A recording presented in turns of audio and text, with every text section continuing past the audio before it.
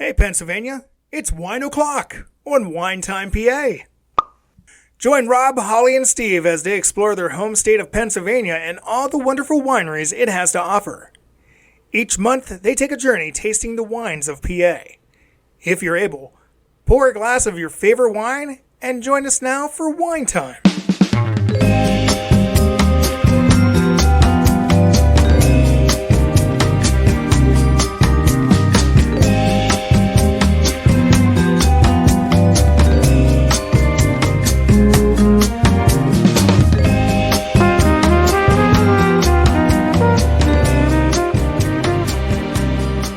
Hello again, and welcome to another episode of Wine Time PA. I'm one of your hosts, Rob, and with me as always are my good friends, Holly. Hello, everybody. And her husband, Steve. Hey, hey. If you're new to this podcast, thank you for joining us and following us on this journey. We are just your three everyday, ordinary wine drinkers who love to travel our state of Pennsylvania and visit as many as the over 300 wines that we can. It's our goal that we can give you some education on the wineries as well as to give you our recommendations of wines to choose while you're visiting these wineries. In this episode, we are heading into the mountains of the north central part of the state to the little town of Morris to visit Oregon Hill Winery. If you're unsure of the location, it's about 18 miles south of the town of Wellsboro. It's also a little bit north of Williamsport. And Wellsboro is where some of you may know that you can find Pine Creek Gorge, also known as the Pennsylvania Grand Canyon. Yeah, I have to admit, I've never been to the Pennsylvania Grand Canyon, but I have been to the regular Grand Canyon recently, in the last couple of years, Steve and I don't know if I ever want to go because I can't imagine that name is well earned based on seeing the massive size of the real one. I've been there. It's still beautiful. It is not near as much as the one in Arizona, but great hikes, beautiful. It's great in the fall. Okay, we'll check it out sometime. Anyway, I know we're talking about wine, not hiking. I haven't been to either, so Yeah. Go figure. So back to the winery. The winery itself is open Wednesday through Sundays, but their hours do vary seasonally. So it's best to check in with them when planning a visit. You do not need a reservation, and if you can't make it to the main winery, they do have two other locations you can visit to try their wines. One is a wine bar in the town of McElhatton, and also they have a shop in Wellsboro. Now, our visit was in May of 2026, so the information we share today is from that time frame. Before we continue, we want to give a big thank you to the owner and president of the winery, Karen, who hosted us that day. We not only got a wonderful tasting experience, but we got a tour behind the scenes and some interesting history of the winery and the area that my co-hosts are about to share with you now. So, Holly, why don't you give us a little bit more information? Yes, sure. Thanks, Rob. And yes, thank you, Karen, for being such a wonderful and gracious host. Now, the winery was started by Karen's husband, Eric, in 1983, and Eric sold their first bottle of wine in 1985. Eric actually made wine with his father, and Eric was the youngest winemaker in the state and possibly the country at that time, as he was only 18 years old, which is just impressive to me. Now, you do need to be 21 these days to be an official winemaker, but back then, you only had to be 18. Also, back then, they were the only winery in that county, and they were the only winery of like 30 in Pennsylvania at the time. So they were like one of 30 at the time, which I thought was kind of cool. In fact, when you visit the winery, they have this great map on the wall that shows you the wineries in the state at the time. So it's kind of cool to see where some of the OGs of the Pennsylvania wine industry were and what names we recognize that are still around today from 30 years ago. Yeah, it was really fun looking at that map. I had to take a picture because I wanted to check it out in detail later. Yeah. And some of those wineries that are still existing today, we've also visited. We have. We've done episodes on them. And some we've never heard of. Yeah, so you'll maybe check our social media. We'll probably have some pictures of that map, and you can go back and check out some of those episodes too. Yeah. They did at one point try to grow their own grapes or fruit for the wines, but it was a challenging endeavor. Their mountain location would bring in varying degrees of weather that made it difficult to always get a good quality fruit yield, and they want to make sure they serve good quality wines. So they decided to purchase the fruit instead. They do make their own wine on location, and they also make sure to keep it 100% Pennsylvania grown grapes and fruit. So it all comes from PA, mostly the Erie region, Karen said. Now, sadly, Eric passed away in 2017, leaving Karen and their children behind. Karen had shared some of the uncertainty she faced in that time. She wasn't really sure what to do next, and she was no wine head maker. You know, she wasn't a winemaker. That wasn't her thing. But she mentioned she contacted other winemakers in the state, such as the winery at Wilcox, who we've done an episode on, who really helped provide her some guidance during that time. So luckily it worked out. She is still no head winemaker, but she manages the business very well and helped it really grow to what it is today. Yeah, and I really love that the wineries helping each other out. That kind of gives you a feel for that local Pennsylvania, we Yeah. stick together kind of thing. Yeah, it was nice to see them do that during a time of loss for absolutely. somebody. Yeah. Yeah. If you're wondering where the name Oregon Hill comes from, as we're just a tad far from the state of Oregon, we were just a bit curious too. So I guess back in the day, like the stagecoach cross-country travel kind of days, the area had a lot of general stores and was a popular stop for travelers heading out west, and they would talk about the places they were heading. So the locals started naming things after the areas that were common destinations for the travelers, and Oregon was a popular destination. So the village of Oregon Hill sprung up at that point. Karen also mentioned that there are other things in the area that were named after destinations like California and Texas. So as Rob had mentioned, the winery is tucked up in the mountains. We came up Route 287 from the Williamsport area to get there. And I just have to say, it was such a beautiful drive. We followed this nice winding road through the forest that was right next to this creek, basically the whole way. And I just kept thinking, man, this would be a great motorcycle ride. So I might have to get back there and take the bike out. When we did pull into the winery, we were greeted by an old barn that was built in the 1880s that Karen told us was actually a dairy barn for a really long time, but transitioned into other uses, such as a German restaurant, before becoming the winery itself. In fact, I believe Eric's father was the one who had that restaurant. When you go inside, you'll still see a lot of the original beams and the rustic tools and old farm equipment from those earlier days. Holly had mentioned the map of the wineries, but there's also a bunch of other maps on the walls, including newspaper articles and information that just share the history of the winery and the area. And that's just worth checking out. I thought that was really interesting. Yeah, I did too. The winery is also just really lovely, lots of green space and trees. There's even a pond across the street. They have some seating to offer when it's just a beautiful day. So, yeah, definitely worth checking out, maybe taking a picnic. Yeah, the outdoors there is very nice. All right, so to try the wines, they're very inexpensive custom tastings of either 5 1-ounce samples of wine, or you can sample up to 10 wines at half the size. Now, when we visited, they had 27 wines on their sheet, but do note that the selection can vary throughout the year due to production and availability. So keep that in mind, as there were a couple wines that they didn't have that day that, we do need to make a trip back there sometime, because one of the ones they didn't have was a diamond. And we're kind of fans of the diamond wine here, and so they didn't have it that day, but they did have a good selection. And of that selection, they had 7 reds that range from dry to sweet. They had 5 white wines, also ranging from dry to sweet, 7 fruit wines, and a quick note about their fruit wines: they are made from 100% from that fruit and not grapes with fruit additives. Yep, and we really appreciate that when they make it from the fruit. Spoiler, I think there's a little bit more of that coming later in this episode. But anyway, they also had 4 specialty wines, which were sparkling and dessert wines, dessert-style wines. And finally, they had 4 blushes or rosé wines. All the wines are reasonably priced as well, starting from around $14.50 all the way up to $26 for one, but most of them were under that $20 price range. Yeah, and I also noticed they had wine slushies the day, so if you are a wine slushie fan, they have those options. But to note, the original winery only has wine, so there are no other options if you have somebody in your party who doesn't like wine like us. However, she did say the Macklehattan location offers other things like PA craft beers and mixed drinks, so that may be the location to visit if you want to try some of their wines, but you have non-wine drinkers in your group. The main location does not offer any food options either, but you are welcome to bring food if you want to purchase a bottle and sit outside and enjoy that beautiful scenery that we talked about.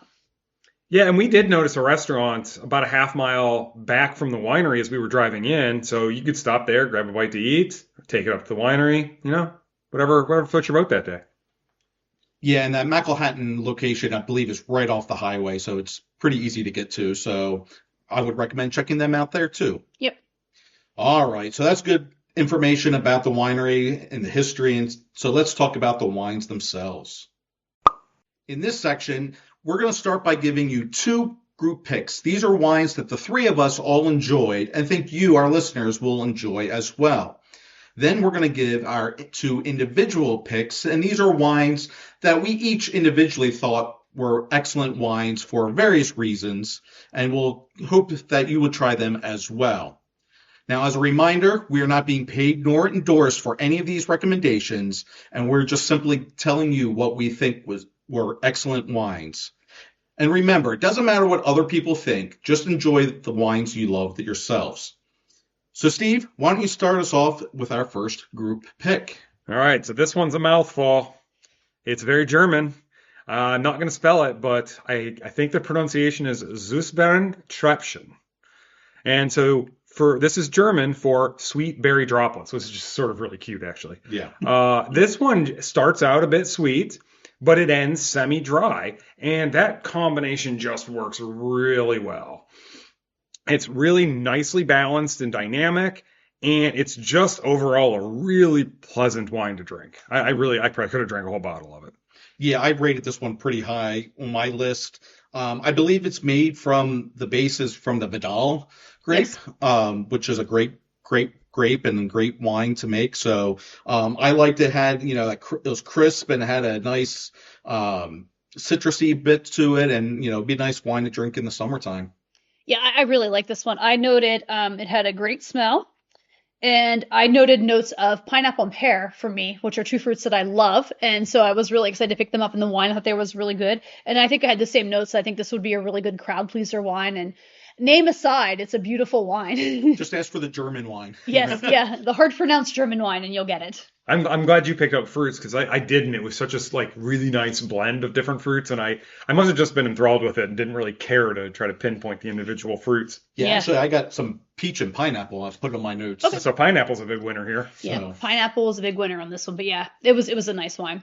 All right, Holly, why don't you give us our second group pick? Okay, so I have the easier pronounced group pick, the Chardonnay. Wait, how's that said again? Chardonnay. Woo. Okay. I think I've shouted out a Chardonnay once or twice in my life on this podcast, and Steve maybe once. Yeah, definitely once. Yeah, it's not a wine any of us tend to gravitate towards, though I'm actually liking it a little bit more the more often we do this podcast and I find new Chardonnays to try. Anyways, we really enjoyed the Oregon Hill Chardonnay. We were told this was done in steel, not oak. So that does make a difference in the finish, the steel finish versus the oak finish of the Chardonnay. Yeah, I like it better that way. Yeah, me too. This one had lots of fruit notes, which I think is why we all enjoyed it. I got citrus with apple and maybe even a little bit of melon. And my note said I could drink this all day, and I think it would go well with just about any meal you would put in front of me. Yeah, I thoroughly enjoyed this. I had a note that said it felt soft to drink. I'm not 100% sure what I meant at the time, but I'm sure it made sense then. Oh, I did get a little tiny bit of butter in the flavor, which is nice because I do like the butter. I just don't like the oak, and I know the oak really makes the butter pop, so it's nice to get a little bit. I really liked the crisp apple that I got as well. Yeah, of the three of us, I'm probably the least liking of Chardonnays of the group, but this was a really good one. One thing I've been noting in all my notes is that I tend, on these Chardonnays that we tend to like overall, it's the non-oaked ones Yeah. that I tend to like. As much as I like oaked wines, Chardonnay, for some reason, that oakiness, there's something about it I don't like. But yeah, I like this one. I think, yeah, like you said, Holly, the fruit notes, especially like the apple, really kind of shine for me on this. And I found this a very enjoyable Chardonnay to drink. Yeah, it was really good. I think the problem with Chardonnay, just a quick sidestep here, is so many that are mass marketed that come out of California and places like that, they oak them so heavily that it almost, if you don't like it, it gives them a bad rep. So when you find a winery that's doing it in steel and is a little bit more delicate with their flavors and stuff, I think it works really well. Yeah, and maybe that's what I meant by soft. It was delicate. Yeah. Yeah, I like that. Yeah, that's a good term. Yeah. So. All right, so let's get into our individual picks. I'll kick us off today, and I'm going to go with the Riesling. Now, this is a dry Riesling, and it's worth noting because Rieslings can span the spectrum from dry all the way up to sweet. Yeah, it's probably the most versatile from that sweetness It perspective. really is. There's really not too many you see that can span all ranges like this. So while it's listed as a dry Riesling, it really didn't drink as a dry.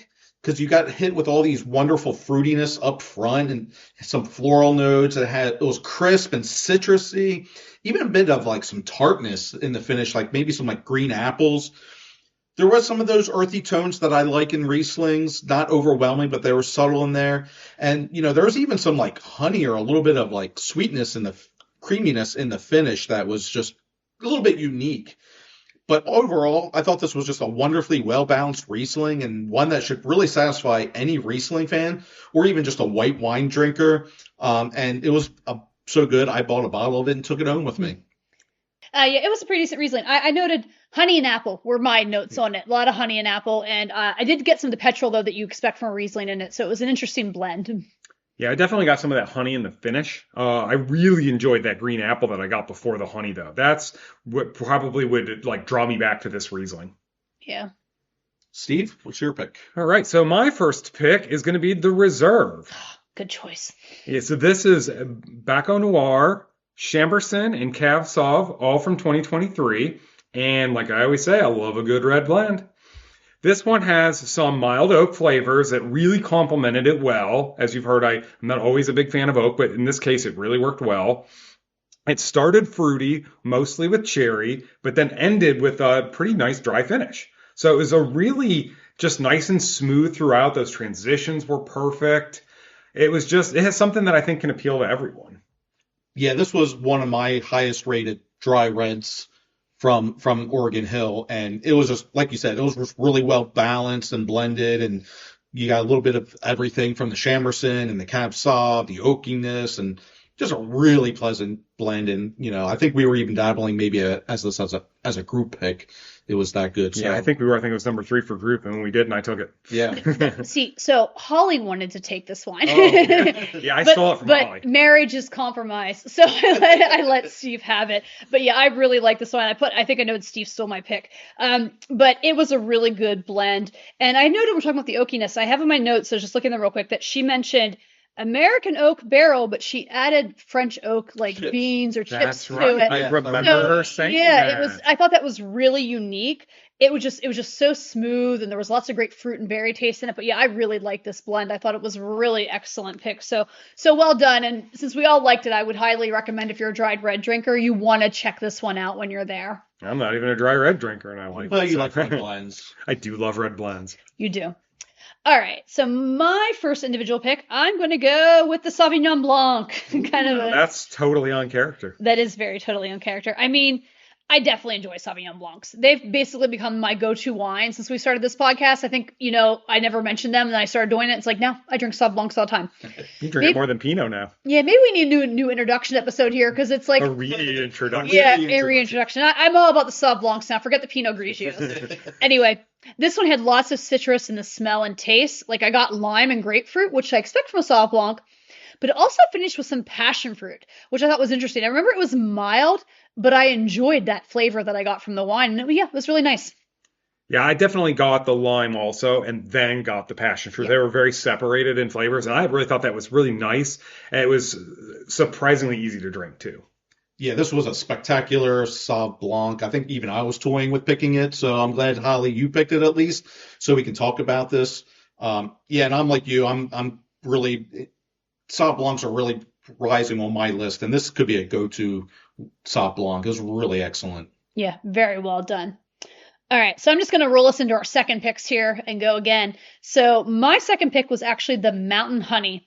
Now, listeners, this is a specialty wine, and I almost didn't try it because I was afraid when I saw honey, I would not care for it because I was afraid it would be like mead, and I just don't like mead. That's not one of my go-to wines. I agree. I almost didn't try it for the same reason. I'm not a big mead person, but your eyes did pop when you took that first sip. Yeah, I remember seeing that. Yes. Now, this one, it's a honey and tremonette blend. We all know we like tremonette blends here, with strong notes of orange blossom. Yeah. Steve's alley. And when those words were said, I was trying it. Yep. It smelled amazing. I mean, amazing, with lots of great floral notes. You do get some honey in the taste to start, but it's not too much. You know what I mean? I do like honey to eat. I'm just not a big fan of drinking it, listeners. But you really didn't get that in the wine as much. It was there, it started. It gave way to the floral notes and then the orange blossom and just left this really nice, beautiful finish in your mouth. Yes, it is a sweeter wine, but I don't think it was terribly sweet. It may not be one that you're going to drink a lot of, but it's still worth trying. And this wine surprised me, but 100% in a very good way. I mean, this wine had something for each of us. We like the, honey. We like the Traminette. We like the oranginess in it. And I mean, it was just, if nothing else, it's a unique wine because of some of those things in there. And yeah, I rated it higher than I thought I was going to like it. And so it's a good wine. Yeah, for almost not trying it to becoming one of my favorites of the day, it's definitely worth giving a shot. Even if you're not a huge sweet fan, it's worth taking a sip. Yeah. You never know. Yeah, agree. All right, so I'll kick us off with my number 2 pick, which is the Mountain Raspberry. So I'm just going to start out with, this is not your just everyday ordinary raspberry wine. It literally tasted like biting directly into a real raspberry. This was probably the best raspberry wine I have ever had. And if you want to put a little twist on it, they have another raspberry called the Raspberry Jolly, which is more of a dessert wine, and that has a touch of chocolate. And this was made in honor of Eric after his passing, and it was so popular they just kept it around, and I just really think that's a touching tribute. Yeah, I think she still has one of the original bottles there of that Raspberry Jolie that they made for Eric, which I thought was really great too. Now, I have to say, I have not found a raspberry wine I really liked or cared for since I was like 21 and only liked sweet fruit wines. You guys know I drink a lot of raspberry wines or blackberry or blueberry, and I'm just kind of like, nope, not doing it. Sorry, nothing to the winemakers or something to my taste buds that doesn't like them. But if I had to drink a raspberry wine, this would be the one. It's what a fruit wine should be. And, we should know that they said their fruit wines are their bestseller wines and what they're known for. And I agree. And I understand why after having this. They do them well. So even if you're not a big fruit wine drinker, I think you can appreciate what they make with them. This would be the only raspberry wine I'd probably dare to put near my lips. Yeah, I bought a bottle of this, and I'm going to drink it all by myself. And I'm going to enjoy every second of it. Yeah, I'm not a huge raspberry fan in general, but this was still really done well. And I mean, it's raspberry. Like, you cannot get any other flavor except raspberry. Yeah, it's so good. Yeah. So, all right, I guess I'm running out our picks here, and I think, listeners, we have a first, because my pick is also a fruit wine, and I think it's the first time the three of us on one episode have picked a fruit wine. Yeah, we each have. We each have picked a fruit wine. Because my second pick, is the Mountain Peach. So we've all picked fruit wines over the years, that we've done this. But this is, again, the first time I think the three of us have all settled as one of our picks as a fruit wine. So again, the Mountain Peach, just peach. It feels like you walked out to the peach orchard, plucked the peach right off the tree, and bit into it. I mean, that's the only way I can describe it, is it's just 100% peach. And as we mentioned earlier, all their fruit wines are made from 100% fruit juice of that fruit. So there's no wine, there's no grapes, it's just peach. So if you like peaches, and I know I do, and the rest of us like peaches, this one is one that you must try. And again, I think it just goes to show how well fruit wines can be done in Pennsylvania from this one winery, showcasing. I mean, we didn't talk about them, but they have many other fruit wines out there, and they were all really good and really well done. And I just kudos to Oregon Hill Winery for their fruit wines. So peach wine is Mountain Peach is my pick. My notes say it tastes just like a fresh peach. Yeah, it's peach. Yeah, I think I wrote the same thing. Like, it tastes like a fresh peach. It didn't taste like canned peaches. It tastes like peach. A fresh peach off the tree, like you said. I do agree with you. Like, I think, we tend to, when we do this, sample some of the fruit wines, but don't go a lot of heavy in them, because they tend to be a little too much sometimes for our palates. We have our niches, like Steve likes cranberry, I like apple. We do. And I think, and again, it's no discredit to any winemaker out there, because I think, there's a market for those fruit wine drinkers. And it's how so many people get started in wine. Yeah, too. It really is. So I think for us, though, to be like, okay, they're not our go-tos, they're not one of our favorites, we sometimes gloss over them a little bit, to all be like, wow, these impressed us. And it's been a while since I can say I've had a bunch of fruit wines impress me. Yeah, there might be one or two at a winery we go to that impress me, but to be like, wow, every single fruit wine Yeah. impressed me. Like that says a lot about what they're doing. So they clearly put a lot of care and craft into what they're doing. But yeah, they were all excellently done. All right.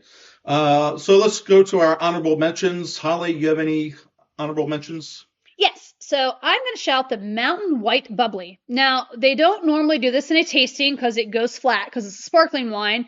But she did open us that day for some of us. And there was another guest at the wine time who wanted to try it as well. So it worked by that we all got to try it. And I'm really glad she did.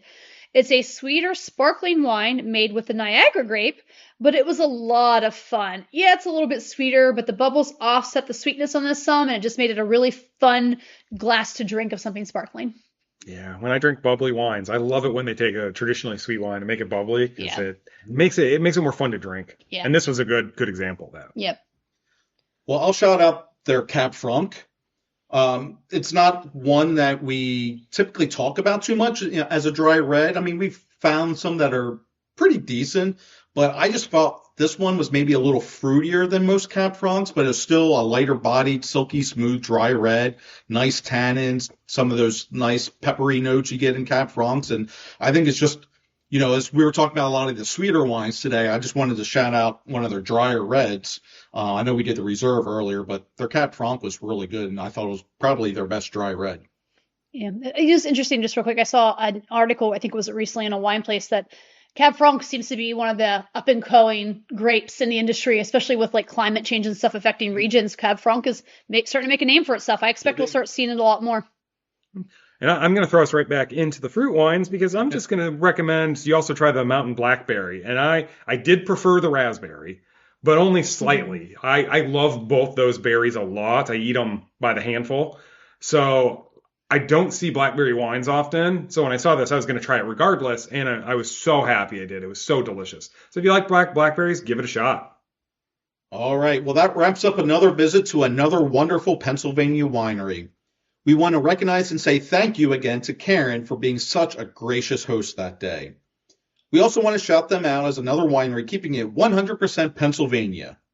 For more information about them, please visit their website, OregonHillWinery.com. Also, don't forget to like and subscribe to this podcast and find us on social media under Winetime PA. Tune in on the first Wine Wednesday of next month as we discuss another visit to another Pennsylvania winery. Until next time, Salancha. Thanks for listening to Wine Time PA with your host Rob, Holly, and Steve. We hope you enjoyed our take on Pennsylvania wineries and all that they have to offer. Please be sure to like and subscribe to this podcast. Also, be sure to follow them on social media for updates and news. Remember, when it comes to wine, drink what you love.